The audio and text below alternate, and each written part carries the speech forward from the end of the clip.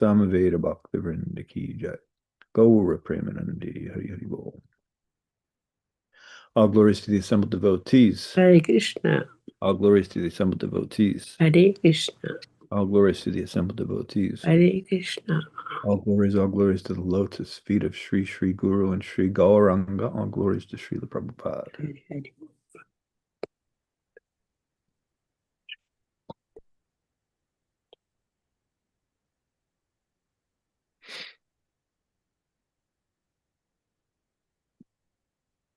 Hey, good morning, everyone. Thank you for joining.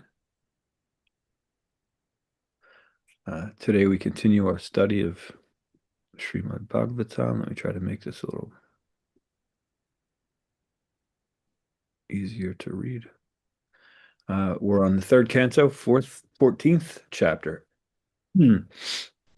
Today's text is number 41. Tara Vishveshvara Krudho Bhagavaloka Hanisyatyavatariyasau Yatadrin Shataparvadrik Tada Vishveshvara Krudho Bhagavaloka Bhavanaha Hanisyatyavatiryaso Yatadrin Shataparvadrik Tada Vishveshvara Krudho Bhagavaloka Bhavanaha Anishyatyavatiriyaso Yatadrin Shaptaparvadrik. Please chant.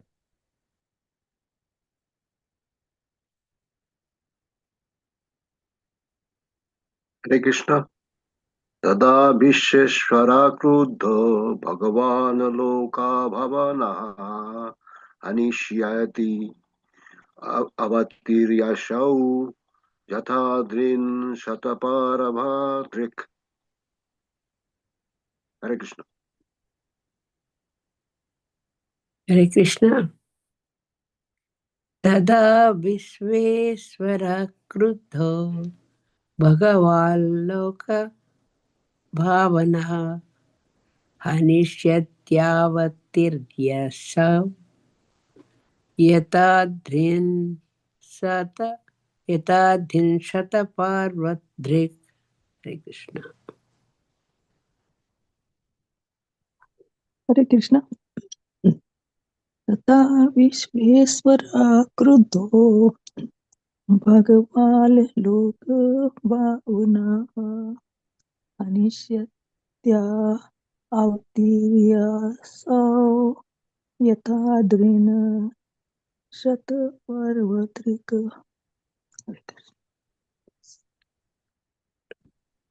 Hare Krishna.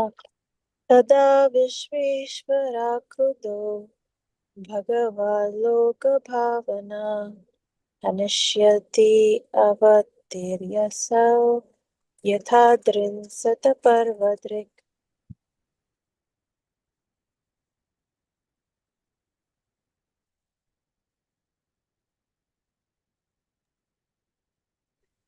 Anyone else?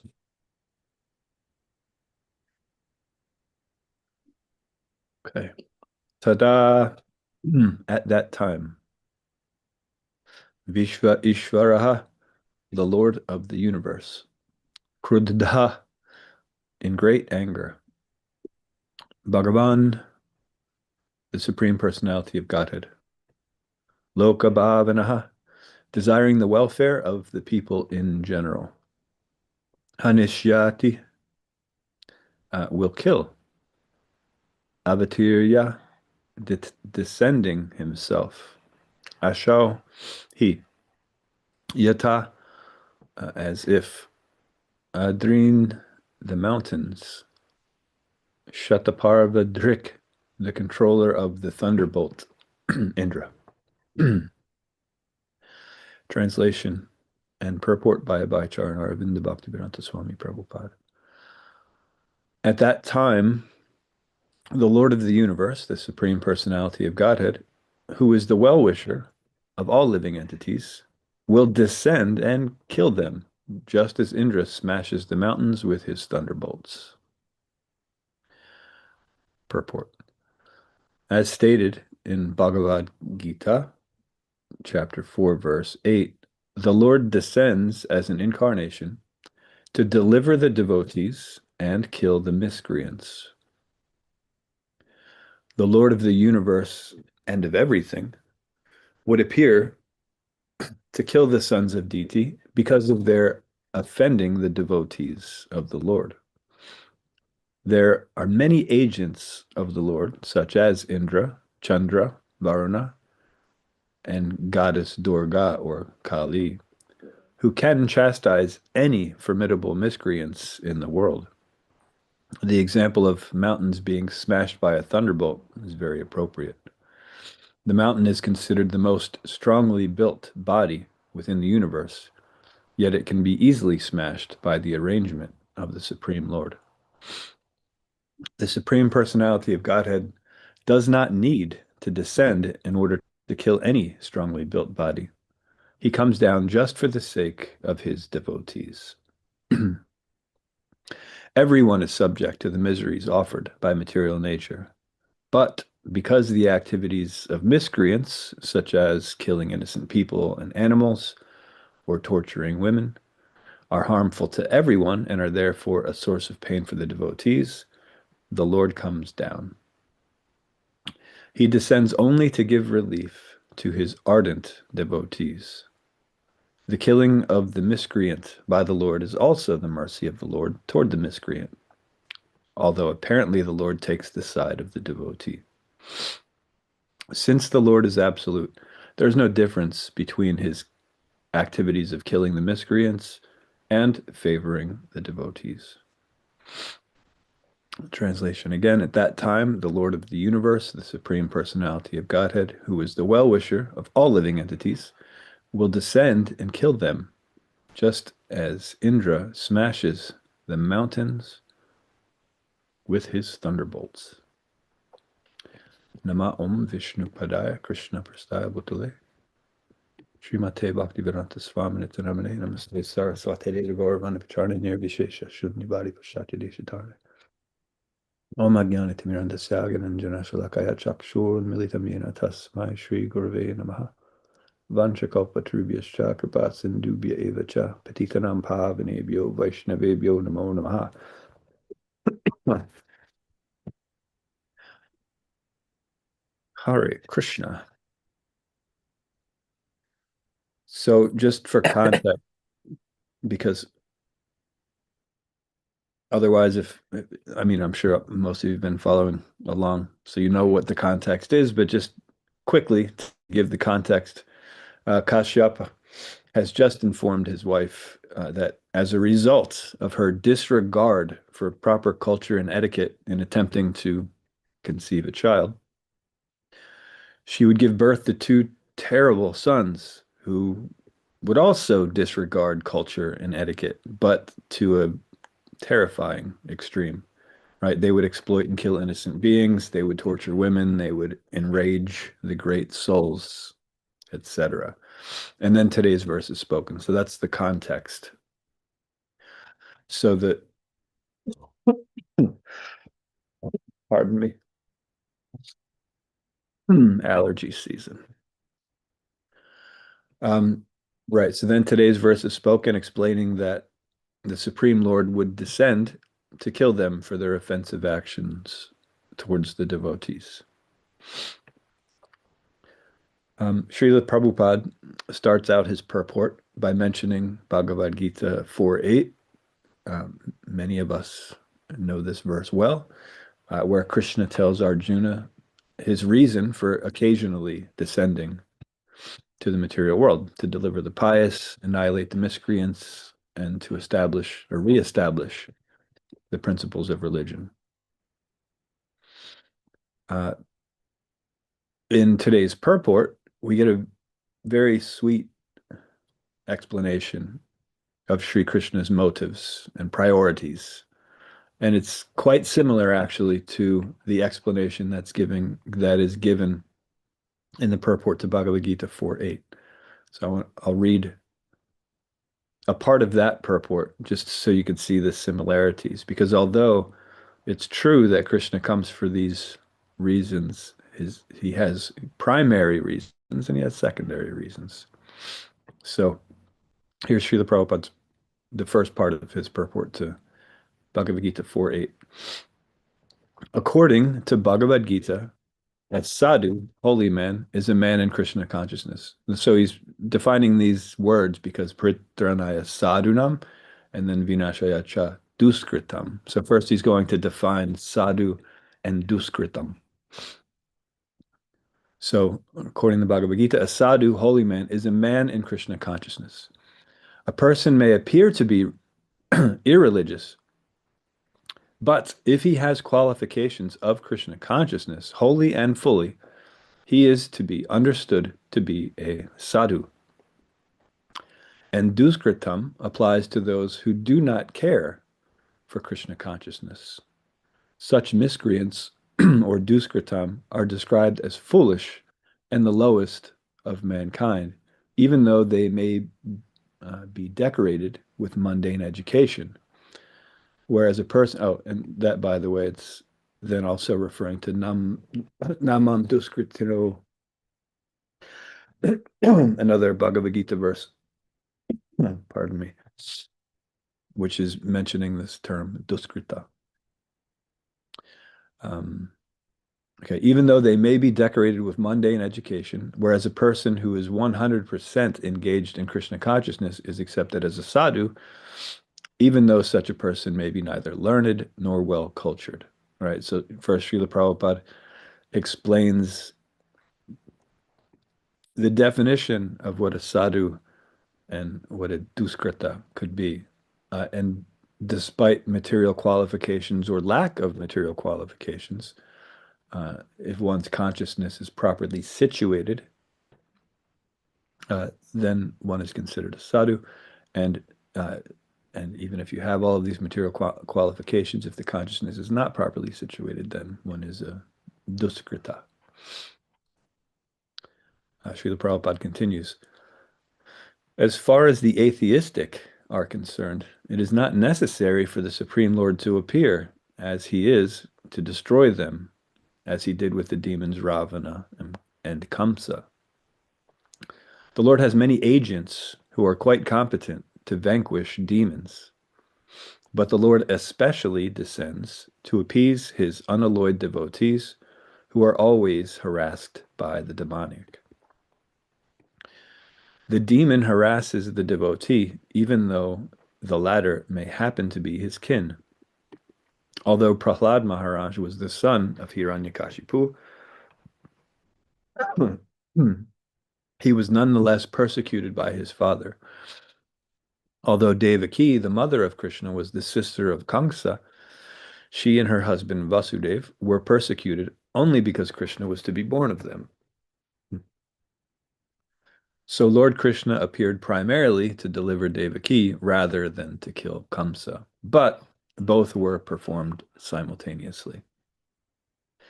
Therefore, it is said here that to deliver the devotee and vanquish the demon miscreants, the Lord appears in different incarnations. Right, so the idea is, although he serves both of these purposes, his real reason is to give protection to the devotee. Right. Krishna, Sri Krishna, he can annihilate miscreants with no effort whatsoever. He doesn't need to personally descend, right? He can do it through various agencies or even through natural disasters, both personal and impersonal agencies that can obliterate the miscreants. He doesn't feel obliged to personally descend just to annihilate miscreants, right? But since he has such a deep affection, unconditional love for his devotees, he naturally has a strong desire to personally give them his protection in a very specific way, according to their particular relationship. Right? We talked about this a few weeks back when we were talking about Varahadev and how I was saying that actually Varahadev, although to many it seems like a strange incarnation, the Supreme Lord Unlimited taking the form of a wild boar who are, we generally regard them as low creatures. They, you know, roll in filth. They eat things that are we wouldn't consider to be edible. And so for the Supreme Lord to take such a form, it's bewildering to the demons, but it's quite endearing to the devotees, because it was the perfect form to accomplish the task that needed to be done in order to save one of his dear devotees, Bhumi Devi, the earth, right? And so, in a very specific way, according to the devotee's desire, need, mood, the Lord he's willing to accept any form. He's happy to do it. It's not like he's willing, he's happy to do it. He's quite eager um, to go out of, I mean, there's no such thing as going out of his way. Everything is done as he thinks it, but he is, as we know, we meditate on this month, is that Lord Krishna is conquered and overwhelmed by pure love and devotion. So when his pure devotees are being harassed, he's quite glad to take a suitable form and personally go and give them protection. And that's the primary motive. And as an added bonus, right, he annihilates the specific miscreants who are personally giving troubles to those beloved devotees whom he came to give that protection. Otherwise, material nature is taking care of killing all sorts of miscreants on a not even just daily, but a moment to moment basis, right? Just material nature is time. The time factor is destroying so many demons at every moment. So Krishna's true motive and purpose of personally descending is to reciprocate with his devotees. So it's all about relationship. And we'll find as we understand the process of Krishna consciousness more and more, we understand that relationship is the most important part. There's tattva, and that's important, but rasa, relationship, will always, the sweetness of the relationship will always take precedence over tattva for Krishna. So for us, it is in our highest benefit to understand the tattva, but then we have to understand how to properly apply it within the relationship. And as we do that, then we become purified of all of our material conditioning. So although it's primarily about the relationship between Krishna and his devotees, right? This was mentioned in both of these purports.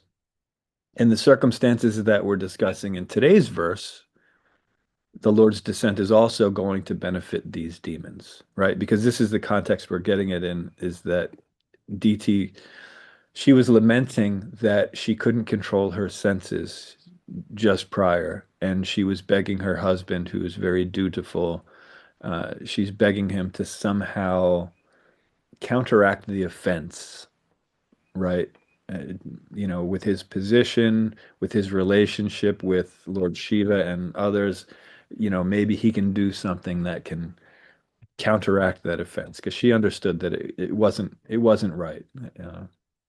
What she did wasn't right. And so the Lord, to then show mercy in that situation, comes personally to destroy these demons, right? So we'll find out in the upcoming verses just in the next few days, that it could have been so much worse for DT and her children, right? The fate could have been so much harsher, the reaction to that offense. But because the Supreme Lord himself is going to come and take care of it, then actually everyone's going to benefit from that situation. Of course, there's going to be a time in the interim where, there's going to be exploitation and all that. But ultimately, everyone's going to get some benefit because the Supreme Lord is personally going to come. And this is what Kashyapa is explaining.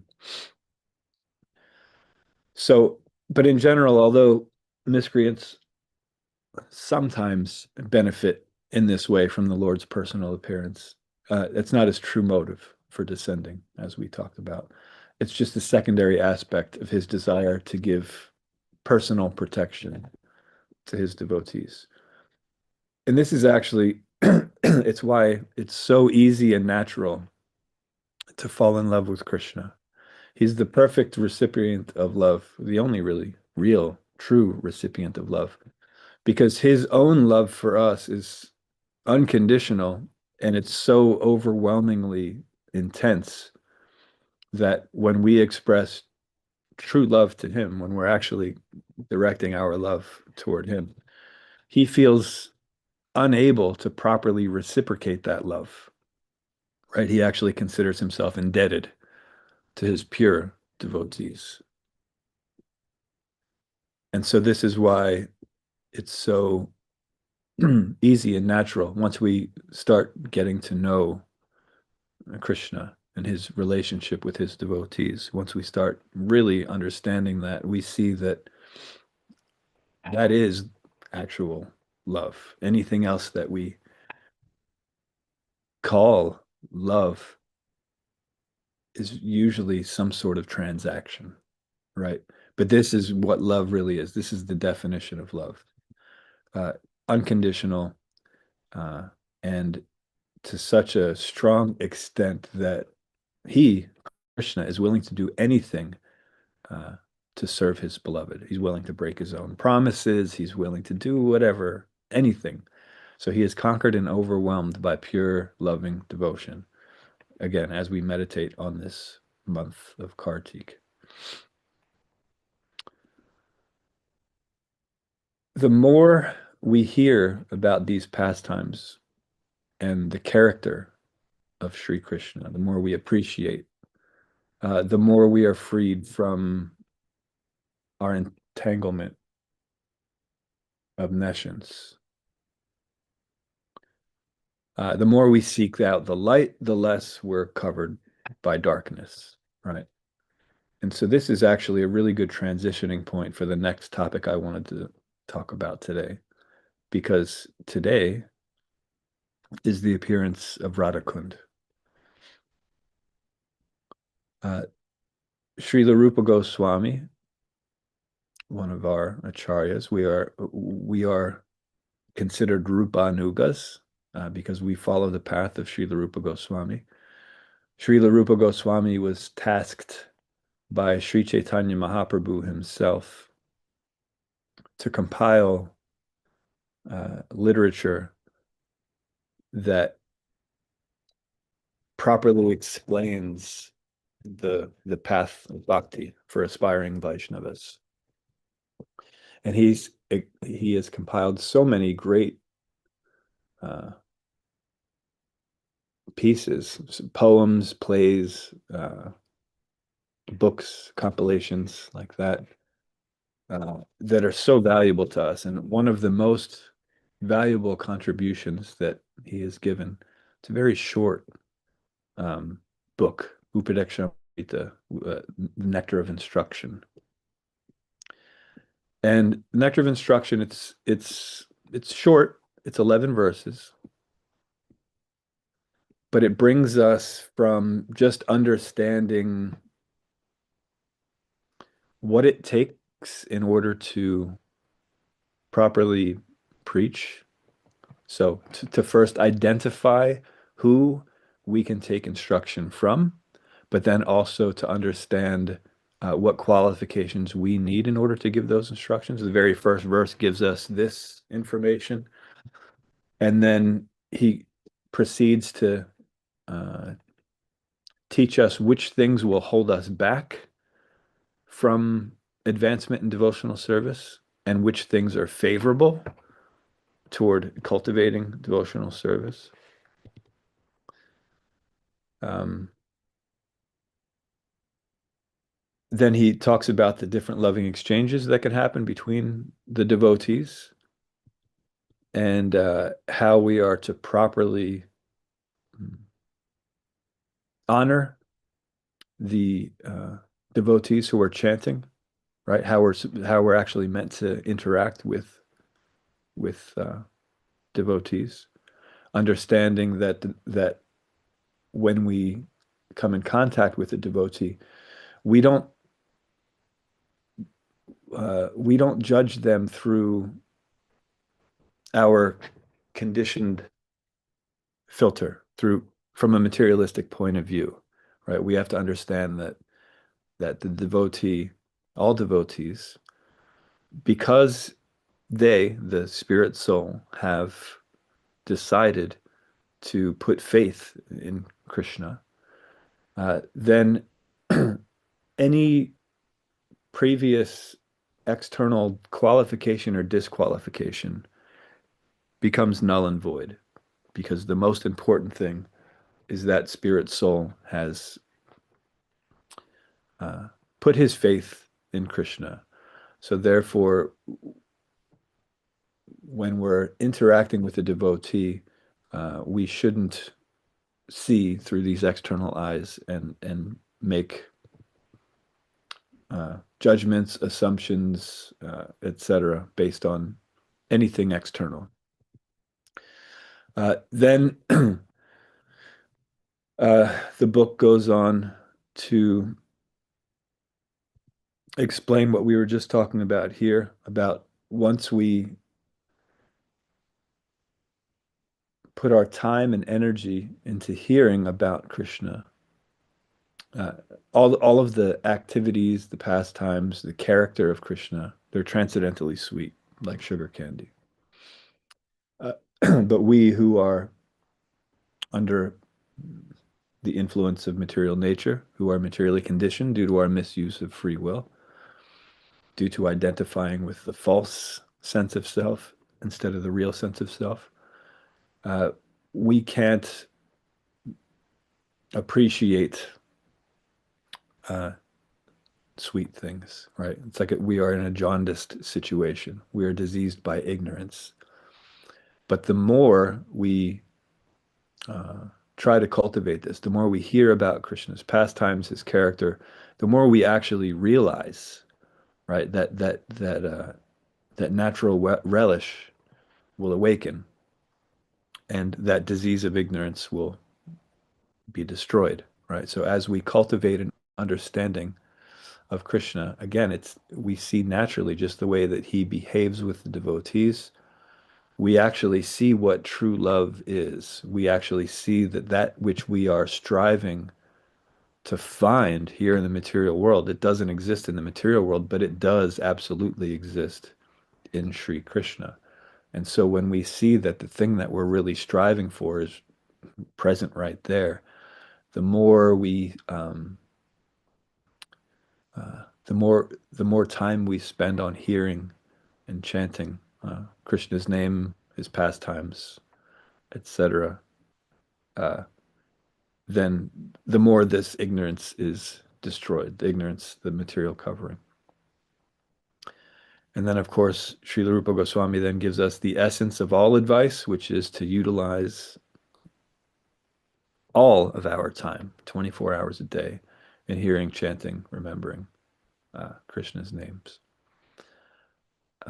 And we should also desire to reside in the holy Dham, right, with Krishna and his devotees, right? And then the last three verses, Srila Rupa Goswami talks about different aspects of the holy Dham, right? There's Vaikuntha, which is the holy Dham, which is where you can eternally engage in Krishna's service. Of course, that's more in the mood of awe and reverence than of sweetness and love. But it is absolutely, it is perfect, right? But more perfect than that is to start really understanding Krishna's sweetness, right? Of course, he's everything. Everything comes from him. He's the Supreme Lord. And so that, just knowing that, then there is that element of awe and reverence because we're infinitesimally small. He's infinitely big. But the more we understand his character and his pastimes, uh, we start to understand that sweetness. And if we are fortunate and we have the association of those more intimate associates, then we can enter into Mathura, right? More personal interactions with Krishna. And he very much appreciates those intimate interactions, as we know. But within Mathura, Govardhan Hill is even regarded in a higher sense. But higher than that is Radhakund. So Sri Radhakund is the supreme Dham because it's overflooded with the ambrosial nectarian prema of the Lord of Gokul, Sri Krishna, right? So Radhakund being the absolute highest Dham, we are to strive to gain the mercy of the devotees there at Radhakund. And so today, being Radhakund's appearance, we can show our appreciation to have access to such the pinnacle of perfection, right? There's perfection again, and then there's more perfect, and then there's most perfect. It's strange to even try to imagine that because here we are in this material world, we wanted to be independent controllers and enjoyers. Basically, we wanted to be God, right? And here in the material world, we kind of want to control God, right? We have an idea of how we think the world should be, how our idea of perfection. And we ask in our prayers, we ask God to fulfill that vision of ours. But as we become purified and we become purified of this ignorance, as we actually step into this light, the true light, as we cultivate this knowledge of Krishna consciousness, gradually we come to understand what true love really is. We understand what our true relationship is, our infinitesimally small part and parcel, same in quality, very different in quantity, with Krishna. And so there's this idea then that, because of that relationship, infinitesimally small to infinitely large, that there's this sense of awe and reverence, right?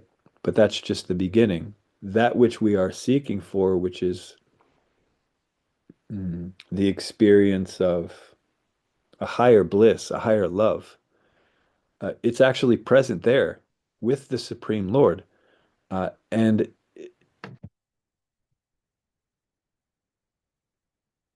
when one truly, completely devotes oneself to the Supreme Lord, as we talked about before, he actually feels indebted to the devotees.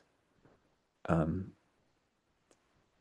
he actually becomes controlled by the devotees. So here we are in the material world trying to control God, and there's no way we can do it because we're not in that position. But if we truly love him, and that can be, it's actually our original nature. So it's not even something that we have to build, right? It's something that we uncover. There's the difference there is, if we have a huge project, and we can call this a huge project, going from where we are to where we want to go. That's a huge project.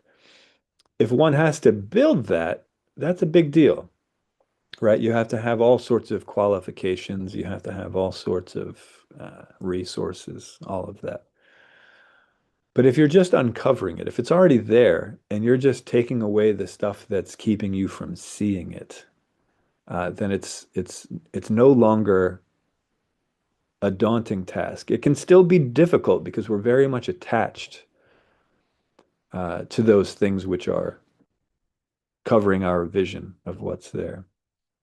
But our actual nature, the nature of the jiva, Satchidananda, is that we have full bliss, full cognizance, and eternality, right? And so uh, as we continue to hear about Krishna and his pastimes and his reasons for doing these pastimes, for performing these pastimes, when we see that it's always all about the devotees and his relationship with him, and that he's willing to do absolutely anything to serve his devotees, right? We are his servants, but as pure devotees, he becomes their servants. Um, Not in a way that the devotee wants to control Krishna. No, the devotee just wants to please Krishna. But Krishna is so overwhelmed by that love that he's willing to do anything. He's willing to be bound by his mother. He's willing to, anything, anything. And so these are important things that we need to focus on. Any pastime we're reading in Srimad Bhagavatam, by the way, sometimes they may seem even irrelevant to certain people in certain aspects of their life. Every verse of Srimad Bhagavatam, though, uh, because this is the Amala Purana, this is the spotless Purana, the Bhagavad Purana. And so every single verse is geared toward specifically direct devotion to Krishna, right? There's because Srila Vyasadeva, prior to compiling the Bhagavad Purana, he compiled a lot of other Puranas. He compiled Mahabharata, Ramayana also. Uh, so much was already there. And he felt despondent. And the reason he had to compile all of these different shastras that were catering to these different modes, right? So that you have shastras that deal with people in the mode of ignorance, people in the mode of passion, etc. Those who are attracted to karma, those who are attracted to gyan.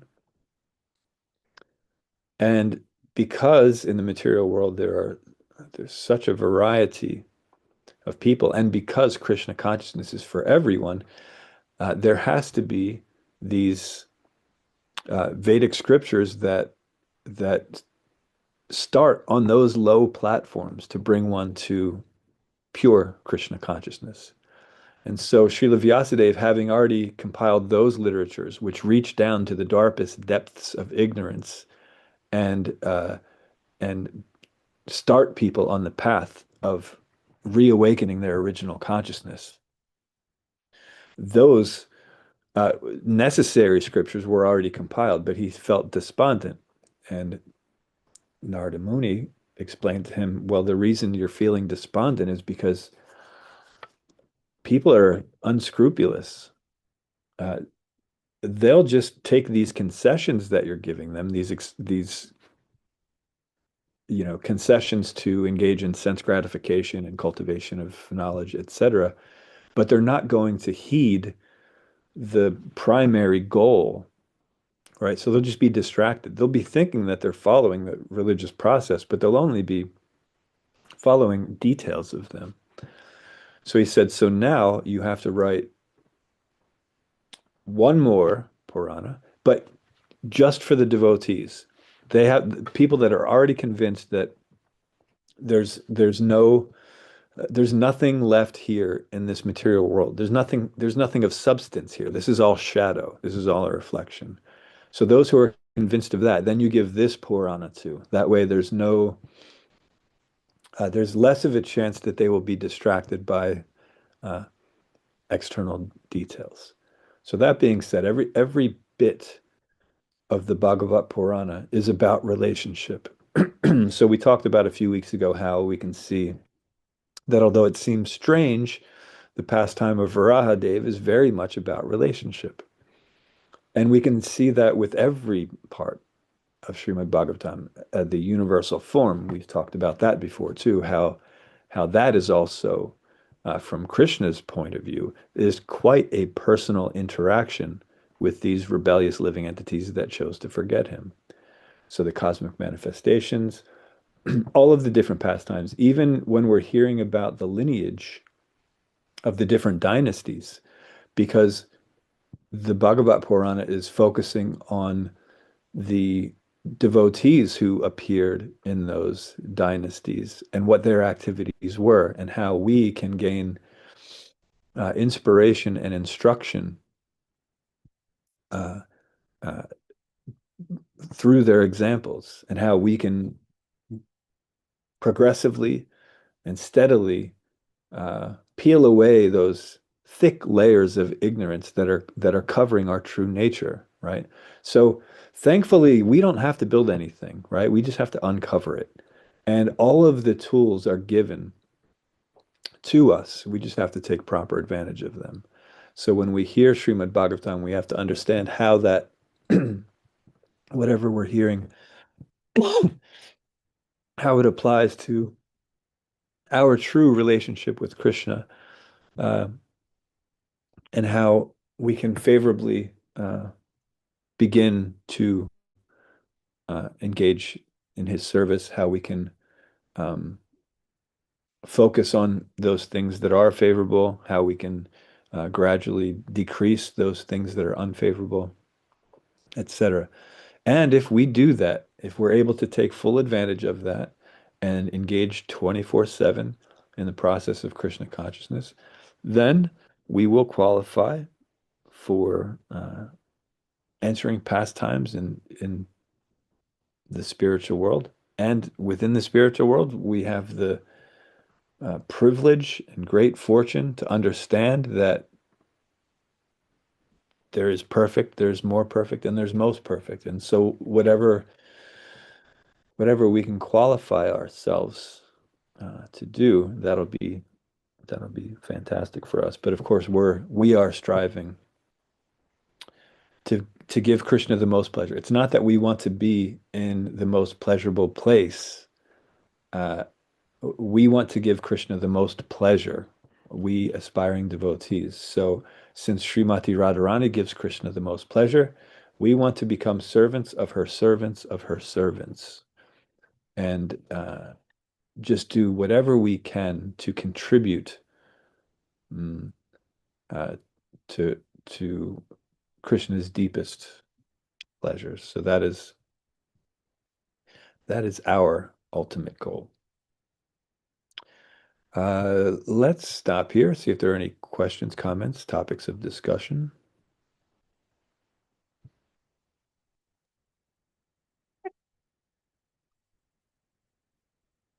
Prabhu, you were talking on nectar devotion. In the end, there's some nice thing talk. Prabhupada speak about Radha Kund. Are you able to read that? Sure. Yeah. Yeah, the last three verses. Yeah, yeah. You want the verses or you want the purports? Well, you can just read whatever the purport, the verse and the purport. Okay, I'll do the verses first. So this will be 9, 10, and 11, Nectar of Instruction, Upadekshamrita. The holy place known as Mathura is spiritually superior to Vaikuntha, the transcendental world, because the Lord appeared there. Superior to Mathura Puri is the transcendental forest of Vrindavan, because of Krishna's Rasa Leela pastimes. And superior to the forest of Vrindavan is Govardhan Hill, for it was reigned by the, for it was raised, pardon me, by the divine hand of Sri Krishna, and was the site of his various loving pastimes. And above all, the super excellent Sri Radha Kund stands supreme, for it is overflooded with the ambrosial nectarian prema of the Lord of Gokul, Sri Krishna.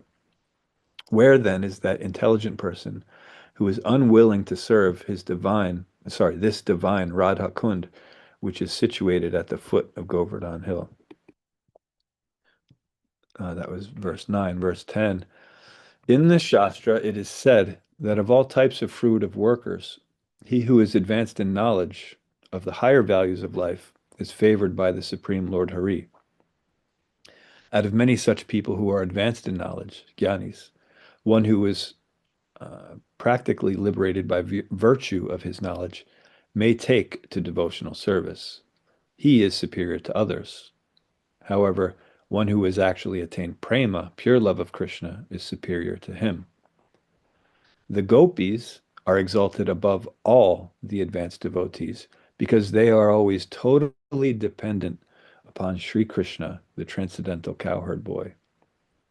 Among the gopis, Srimati Radharani is the most dear to Krishna. Her Kund is as profoundly dear to Lord Krishna as this most beloved of the gopis. Who, then, will not reside at Radhakund and, in a spiritual body surcharged with ecstatic devotional feelings, render loving service to the divine couple, Sri Sri Radha Govinda, who perform their Asta Kaliya Leela, their eternal eightfold daily pastimes? Indeed, those who execute devotional service on the banks of Radhakund are the most fortunate people in the universe. And then the last verse. Of the many objects of favored delight and of all the lovable damsels of Rajabhumi, Srimati Radharani is certainly the most treasured object of Krishna's love.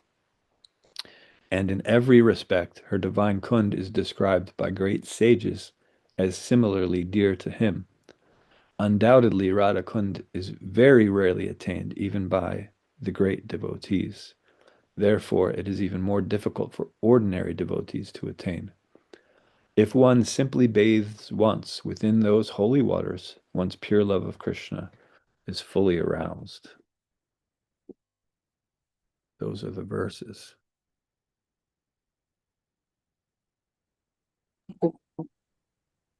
And of course, when it talks about bathing in Radha Kund and awakening that love, it doesn't just mean submerging one's body in Radha Kund. It actually means understanding what potency is there, and taking proper advantage of the association of the devotees there. So for many of us, since we have so many material attachments, the best we can do is give our utmost respect to Radha Kund and sprinkle her waters on our head and pray that we will become eligible at some point to take full advantage of the mercy of the devotees there. In the meantime, we have some work to do, right? To purify ourselves, because we're very much enamored by all things material, right? That's what we strive for. That's what we are automatically drawn to throughout the day. But as we become purified by cultivating this, that's why all of these verses are there. It's a very short book, Nectar of Instruction. And it's very, well, instructive, for lack of a better word. But first we have to understand, we have to hear from a bona fide authorized source, right? And that's mentioned in the first verse of one whose senses are controlled. then we ourselves have to control our senses. We have to avoid those things which are not favorable, and we have to cultivate those things which are. We have to properly engage in uh, uh, in the association of devotees, not seeing them through our material condition vision, but actually understanding their spiritual position and their relationship with Krishna, uh, and so on. And so it takes a bit before we get to this, to these verses. So it's not just that you go there and you jump in and all of a sudden you're fully in love with Krishna. This is a process that has to be cultivated. But once we uncover that understanding of the relationship, then that's when we further delve into what is the absolute best way that we can engage in Krishna's service so that he's pleased the most. All right. And that's when we will take shelter of these ragatmika bhaktas, right? But that doesn't come until we're actually spontaneously trying to serve Krishna, right? So we have this process from the beginning to the end in this Upadikshamrita. And whatever position we're on, as long as we are striving to go further in the right direction, we're in good shape. But if we're distracted or situated on a platform where we're not really getting worse, but we're certainly not getting better, then we have to understand that we need to pay more attention to the beginning instructions of that book so that we can properly purify ourselves, right? The sugar candy, when we're jaundiced, it may not we may not be able to appreciate the sweetness of it, but the sweetness is actually there. It's inherent in it, just like our inherent nature. It's there, but it's covered. So the more we cultivate that, the more that's uncovered, and then we will actually be able to experience the proper sweetness. Once we actually experience that sweetness, then naturally we will be inclined to seek out the association of the most perfect devotees of Krishna and try to assist them to the best of our ability. Anything else?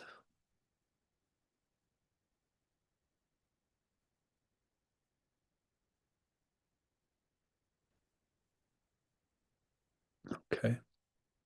Oh, Dronacharya Prabhu. Hare Krishna Charachandra Prabhu. Thank you so much for a very nice class. If I could ask you just to continue on that topic where you left off with, and you're saying that in the kind of in our beginning stages and where we're kind of at in our devotional service to focus more on the instructions in the beginning of the nectar of instruction. Sometimes the tendency is to kind of jump. We get attracted to this topic, and we may get access to this idea of, we have to follow a Ragatmika Bhakta. And we may kind of say, okay, this is like the highest, so let me jump to the highest. Mm-hmm. And there are examples of devotees kind of doing that and not necessarily always winding up in the best places. Can you talk about, I guess, the role of the spiritual master in this, and how we, kind of advancing, I guess, under guidance versus advancing under, um, kind of our own, leaving it up to our own selves to kind of guide ourselves through the process. Yeah, great question. Thank you for that. Yeah, the idea is that sure, we understand that it's the absolute highest, but and although we have um, all of the tools to get to that, we don't know how to use those tools yet, right? And so that's what the spiritual master does. He teaches us how to sharpen these tools and how to properly use them. We, if we try to rely on our own selves, we are dealing with our conditioned nature, right? We're dealing with the imperfect senses. We're dealing with our tendency to be illusioned, our tendency to cheat, and our capacity to commit mistakes, right? So just logically, we know that if we try to do it ourselves, we won't be able to, right? Because of all of these things that are holding us back. Just like if someone, you walk into a kitchen and all of the ingredients, all of the pots and pans, all of the knives, all of everything is there to make, the best preparation. And you can try, if you don't have actually instruction, you could try to figure it out, but it's never actually going to come to be perfect, um, unless someone is there to show exactly what is to be done, right? So that's why we have to understand, first of all, relationship. That's sambandha gyan. It means the knowledge of the relationship. So how things are related to one another, and then and how to interact properly within that relation. And so only a bona fide representative means only someone who's actually seen the truth, who has access to that, because of their spiritual master and their spiritual master, can actually reveal that to us. Otherwise, Srila Bhaktivinoda Thakur, so many great writings that he has. And one of them is Sri Chaitanya Shikshamrita. It's based on the conversation between Lord Chaitanya and Srila Sanatan Goswami, when he was asking him to, he was instructing him. So the two brothers, Rupa Goswami and Srila Sanatan Goswami, were tasked to, compile these literatures. So this is when Sri Chaitanya Mahaprabhu was giving basically the outline for Hari Bhakti Vilas. And so this is what Srila Bhaktivinoda Thakur's Sri Chaitanya Shikshamrita is based on, that conversation. And the thesis of that book is that there are countless philosophies, and although attempting to reach the truth, they are all incomplete and mutually contradictory, because they are based on illusory premises. So, and we see that. We see that's the story of our lives. We see that there are people who are trying to figure it out, life out. But because they're dealing with illusory premises, they cannot reach the truth. They can only reach the truth insofar as much as they come upon um, actual, not illusory premises, but actual premises, which are given in Shastra, right? So even if just by chance, never hearing of any Shastra, one is able to figure out some aspect of something, um, there's no way you can figure it all out. It's impossible, right? So only through the spiritual master who has actually seen the truth, right? Jnaninas tattva darshana. Tattva darshana means that darshana means they've actually seen it, experienced it. And because they have, they can actually give us, they guide us to uh, to that understanding as well. So then we can get that experience. So absolutely essential for the spiritual master, because otherwise, yeah, we hear, Radhakun's the best place, and we want to serve those devotees. So, some fool thinks, okay, I just buy a ticket to India, I go there, and there I am, right? But the thing is, we're striving to reach the highest thing, but we're also very much holding on to something else, and it doesn't work out. Um, we still have these material attachments that are anchoring us down, and until we're willing and able to let go of those, we will not be able to take full advantage of those higher principles. So either one becomes a sahajya, where one still has those desires, but acts as if they don't, right? So they put on a facade and they act as if they're on their philosophy is fake it till you make it, but that doesn't work.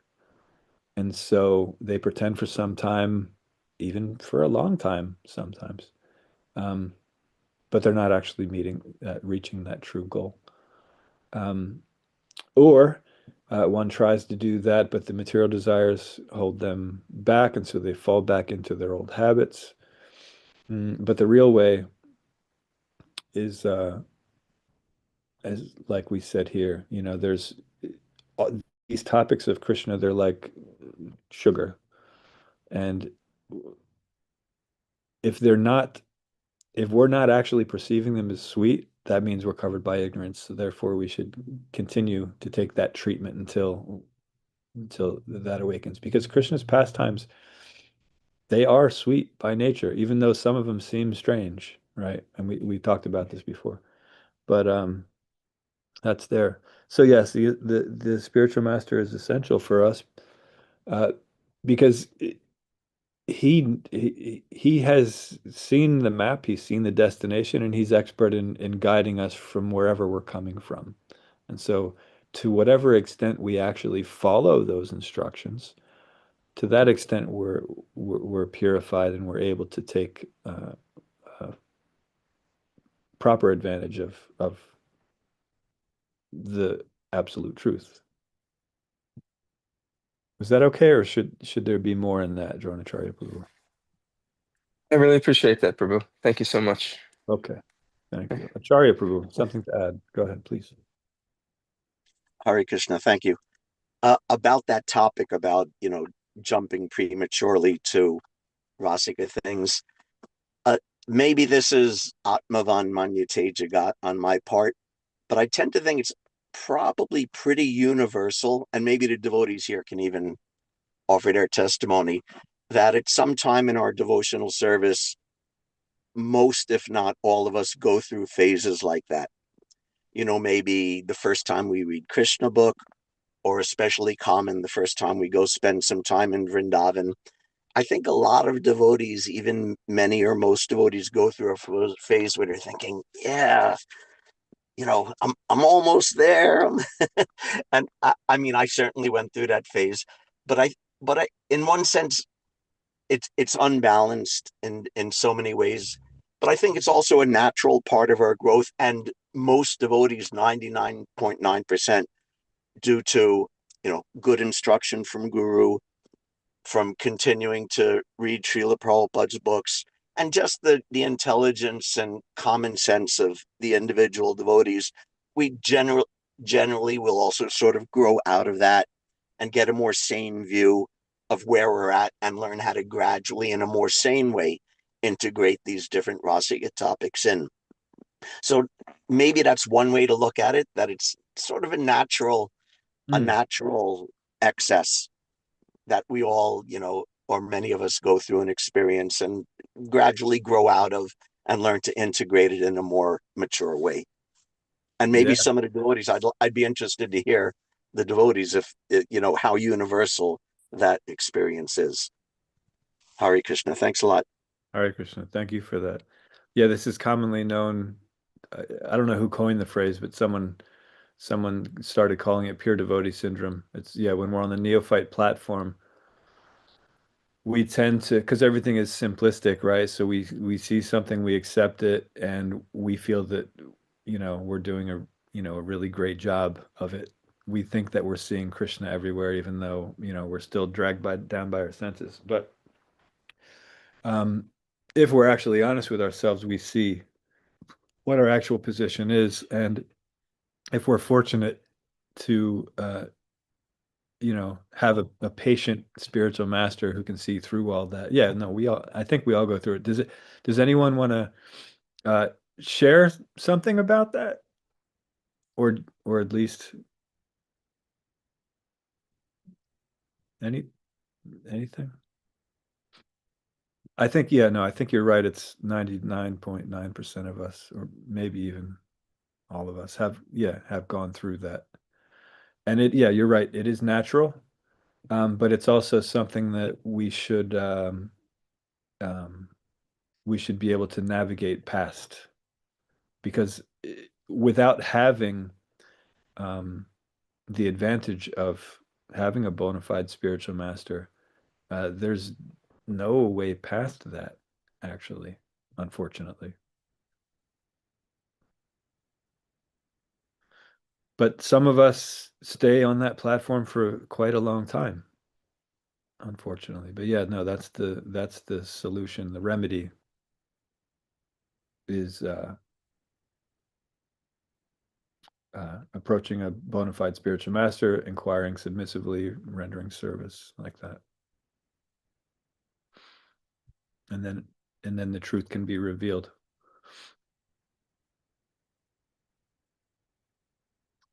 Anyone else? I was gonna say we put your hands up if you've experienced this, but it's probably, put your hands up if you haven't experienced pure devotee syndrome, and probably no hands will go up.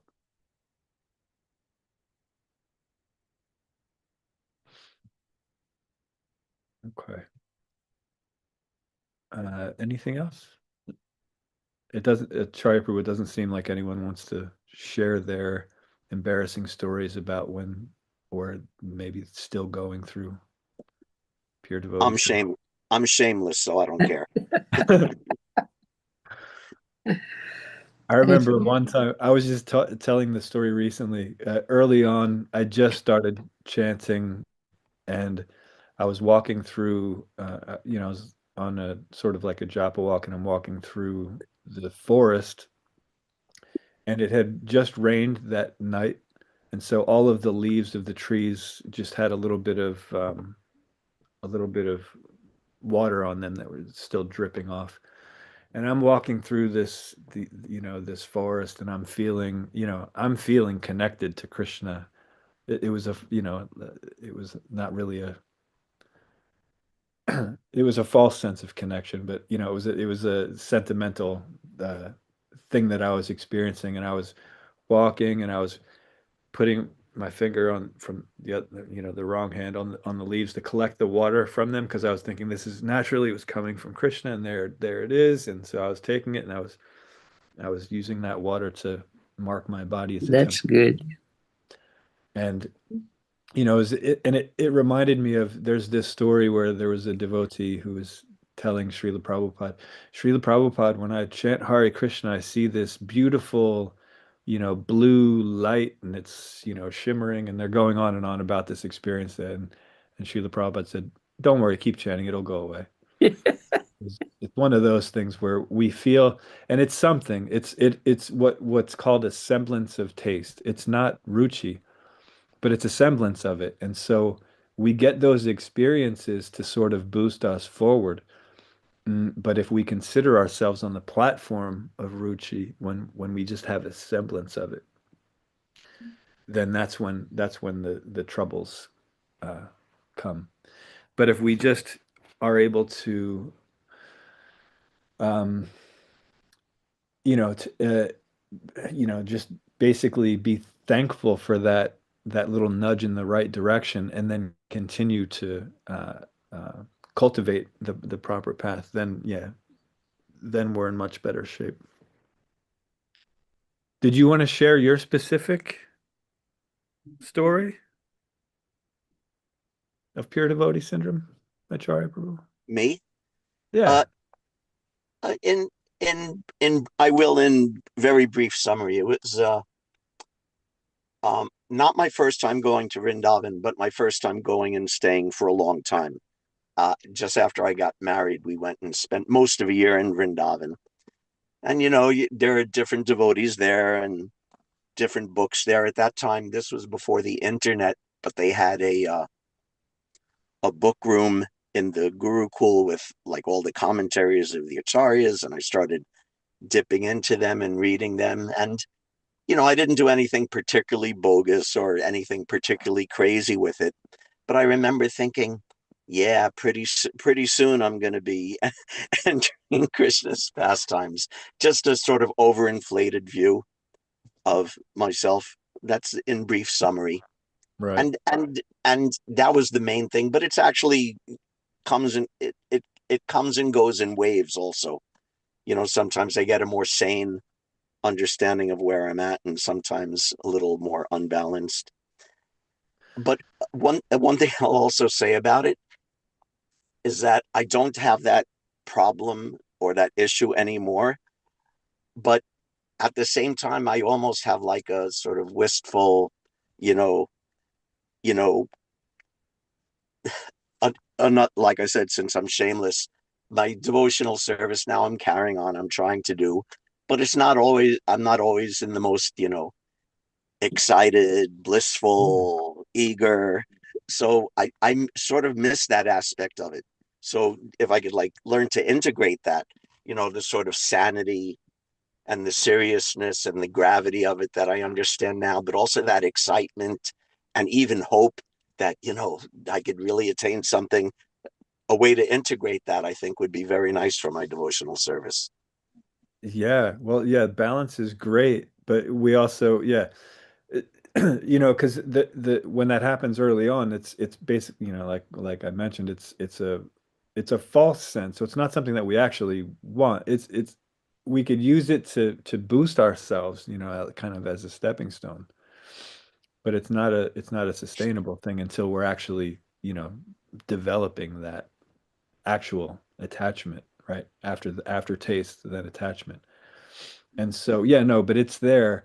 Uh, we it's natural, of course, to want that uh to sort of drag us out of a funk. Because I mean, I've traveled a lot of places, talked to a lot of devotees from a lot of different cultures, aspiring devotees from a lot of different cultures, and everywhere I go and I ask this question, if anyone feels like they're basically on some sort of at some point in their devotional career that they've felt like they've were stuck, like on a plateau, that they're, not really making so much advancement, but, not necessarily, they're doing the same thing. They're chanting their rounds, things like that. And everywhere I go, that's, people are are freely admitting that. And the the main issue is that we tend to because we don't have a full proper conception of what Krishna consciousness is. We have an idea of what it is, and because our idea is incomplete, uh, we don't feel inclined to further cultivate that because we think we're already doing it, right? But the more we understand that this process, I was just talking recently because we have the four regulative principles, right? Which are just it's one principle, but it's divided in this way. So early on, we can sort of, take advantage of, what our diet is and what our different restrictions are. But gradually, we come to understand that that principle also, it's not just prohibiting, you know, or what's also included in illicit sensual uh, pursuits is any sense gratification, right? Anytime you're doing anything and you're not regarding Krishna, right? If you're doing it for yourself, not for Krishna, any sense gratification is against the principle, right? So early on, it means, you know, yeah, no eating meat, fish, or eggs, but of course, it means you're only supposed to eat things that are offered to Krishna, right? So if I go to this shop and I get an ice cream and I don't want it to melt, so I don't want to do this like whole elaborate offering, so I just do like a Sri Vishnu and I start eating it. Um, that's not ideal, right? It's more ideal the more connected we are to Krishna, the more ideal. So as time goes on and as our knowledge is more cultivated, we actually understand the deeper meaning of the regulative principles, right? So Srila Prabhupada, when he talked about gambling, he also said in that it's also speculative enterprise, which not only means, the, having a job where that's this speculative enterprise, but it also means basically making any decision that's not backed by Shastra, that is gambling, right? So as time goes on, we realize that this process is it's uh, as we make advancement, it becomes clear, and then we start understanding truly what these things mean. Like sadhu sangha, it's not just proximity with other aspiring devotees, it's identifying with that sat principle that's being shown by their example, and to such an extent that it becomes part of our being, that sat principle. So uncovering our own uh, sat principle by observing and appreciating and identifying with that sat principle that's being shown through that devotee. So as we make advancement in the path of bhakti, we start seeing these things clearer and clearer, and then we start applying them better and better, right? So uh, we find ourselves on these plateaus sometimes, and when we do, it means that there's some adjustment that we can make. Whether we will make it or not, that's a different thing because we always have free will. But if we're sincere, Krishna will show us which adjustment needs to be made. And uh, if we use our free will in the right direction, then further advancement can be made. But for most of us, because we have a mixed desire to both serve Krishna and to, you know, finish off this, I'll give one more quick story, and I know that the time is over, but this is a fun one. One time, I was living in the Philly temple, and during japa time, so I would always get up early on because I was a bit fanatic, way way way earlier than I needed to, and I'd have my japa finished basically before Mangal Arti. And anyway, which meant that during japa time, I would sometimes take a nap, right? So anyway, one of those days I was taking a nap during japa time in the temple, and I was having this dream, very elaborate dream, um, where I was running through an obstacle course, and there are all these junk cars that were pivoting on these poles, and I had to get from one side to the other. So I had to jump from car to car, and they're wobbling all over the place. And at one point, I'd have to jump really far to this one car, and it starts shifting and falling, and I'm realizing that I'm in imminent danger. I see I can't jump back to the previous car. This one's falling. And I know that it's a dream. I know where I'm sleeping. I know that in 10 minutes my alarm's going to go off and then I'm going to go down the Bhagavatam class. But I still wanted to see what happened. I wanted to see if there was a way that I could possibly rebalance that car and finish that obstacle course. So in the same way, we in this material nature, we've become so identified with it that we just want to see how it plays out, right? We have a lot of habits that we still have. We're not detached, basically, is what's being said here. And so the more we can attach to Krishna, then the less we'll be attached to this, and then it won't even matter because this external body, even the subtle body, it's not actually us, right? And so it takes a long time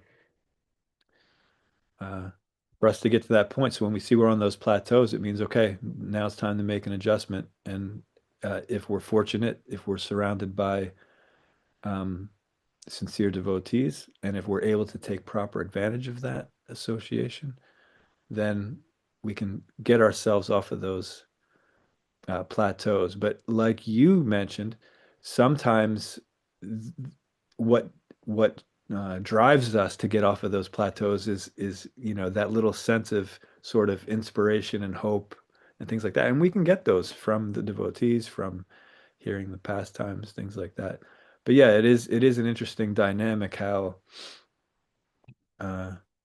how something that can seem to be this neophyte misunderstanding can actually also simultaneously drive us to do better. So if we're using that to take better advantage of sadhu sangha, then that's great. It's anything can be used in Krishna service. Okay, I've gone way over. Does anyone want to add anything before we stop though? I thank you for being so honest with that, Acharya Prabhu. I think that's something that we all need to do from time to time, and uh, because the whole process is that we can learn from each other, right? In the different struggles that we have, and if we allow ourselves to be vulnerable to admit these things and to show how it's not, an uncommon thing, then it's easier for us to overcome those obstacles then and help each other out. Okay, anything else? I just want to say I really appreciate the conversation, Yeah, being able to share that way. Thank you. important conversation. Yeah.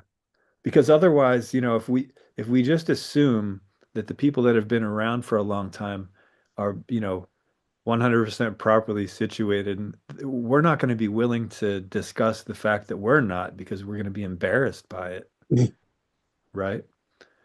And so, yeah, these conversations are quite important, and they're real, and they're common. This sort of thing is quite common. And everything is there, at least in theory, for us to understand how to overcome those things. But when we're able to share each other's experiences and learn from them that way, then it becomes so much easier to do. So yeah, very important. Thanks. Anything else? Thank you very much, Prabhu. But listening to all these discussions, we are mature devotee like me, get a lot of information. Thank you very much. It's valuable for all of us. Thank you. Thank you. Okay. Srila Prabhupada ki jai. Srimad Bhagavatam ki jai. Ananta Koti Vaishnava Vrinda ki jai. Radhakund ki jai. Panchakalpatarubhyasya kripasindhubhyo cha patitanam pavanebhyo vaishnavibhyo namo namah. And I'll just mention now that Acharya Prabhu has logged off, he's of course a very advanced devotee, and for our benefit, he's mentioning these things. Of course, we can take proper advantage of that association, but yeah, just like Arjuna would give these questions to Krishna, even though Yeah, he understood. that's So what I wanted I to was point that out watching. after he logged off because I didn't want to embarrass him. But no, he's quite an advanced devotee, and the fact that he brought that up was, that's for our great benefit. And so It's good. Yeah, like Arjuna, we were listening. thank him for that. Very, very kind of him. Thank you, Prabhu. Okay. All right. Yeah. Hare Krishna. Thanks, Prabhu. Hare Krishna. Where are you right now, Charachandra Prabhu? Kentucky right now. I'm staying in the cabin of Gop Kishore Prabhu. He has the property next to mine, and I was staying in a tent for a while because I can't get up to my house because of my back, and so he's allowing me to stay in his cabin, which is very nice of him. So internet is there, electricity is there, so I can do classes. But sometime soon, maybe, because it's starting to get cold and there's not a heat source here. I may be coming back to Pennsylvania. If I do that, I'll let you know because I would love to spend some time in person with Sri Radha Shard Bihari and with the devotees there. Absolutely. Yeah, please let us know. And we can arrange for you, to speak at the temple during the Sunday feast. I know the devotees, especially the ones that are on this Bhagavatam Sangha, would love to see you in person. Yeah, I'm happy to just Welcome, Prabhu. Welcome. All right, I'll keep you posted. You're always there. What do you mean you'll come? You're always there. You're the first one there every program. Probably, I bet. Yeah. Enthusiastic. I don't know if you know this, Vindyavali Mataji, but you actually inspire me so much by your consistency. Right. So I know that when you talk about yourself, you think, you talk about yourself as, a lower level devotee, but you're very encouraging. Your steadiness is very inspiring. Krishna's mercy, whatever he gives me, but We I thank don't know, Prabhu, I'm not that elevated. No, You're I'm just steady. fallen soul. No. Steady is a rare and wonderful thing. So we thank you for Thank you showing very us much for all this nice association. Every day morning, I just don't want, I want to be sitting here and want to read the first sloka. That is my day starts with that. Wonderful. That's all. I want to start like that morning every day, come what may. Good. Good start. Let Krishna, pray Krishna to give me that energy till I leave my last breath. I'm close to that place. We're all getting closer and closer to that place. We all try to deny that, but the sooner we come to that understanding, the sooner we'll take Krishna consciousness more seriously. That's true. We know that everything we're trying to pursue materially, it's going to come to an end. And the older we become, the more we realize that Yes, the yes, more we Prabhu. the more we're actually willing to then focus on the Yes.